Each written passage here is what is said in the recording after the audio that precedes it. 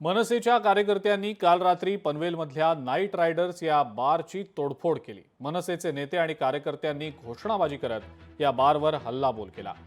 महाराजांच्या पावनभूमीमध्ये dance bar सुरू ठेवू देणार नाही असं वक्तव्य राज ठाकरे यांनी काल केलेलं होतं आणि त्यानंतरच मनसैनिकांनी ही तोडफोड केलेली आहे। या प्रकरणी मनसे प्रवक्ते योगेश चिलेंसह 15 जणांवर गुन्हा दाखल करण्यात आलेला आहे। लवकरच मनसेचे कार्यकर्ते पोलिसांसमोर आत्मसमर्पण करणार असल्याची माहिती मनसे रायगड सचिव केसरीनाथ पाटील यांनी दिलेली आहे।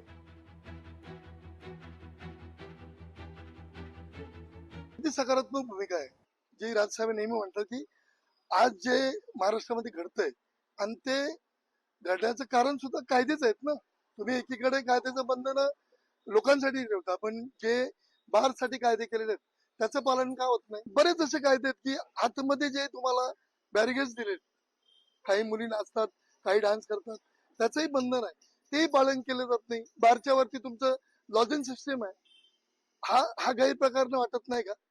आणि हे गैरप्रकार कुठेतरी थांबले पाहिजेत।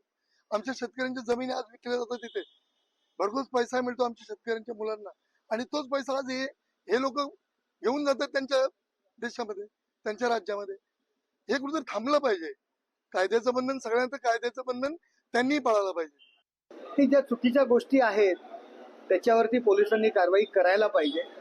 ज्या ठिकाणी अशा पद्धतीने ज्या गोष्टी घडत असतील त्यावरती कारवाई व्हायला पाहिजे। लोकशाही मराठी ऐका, पहा, जागरूक रहा।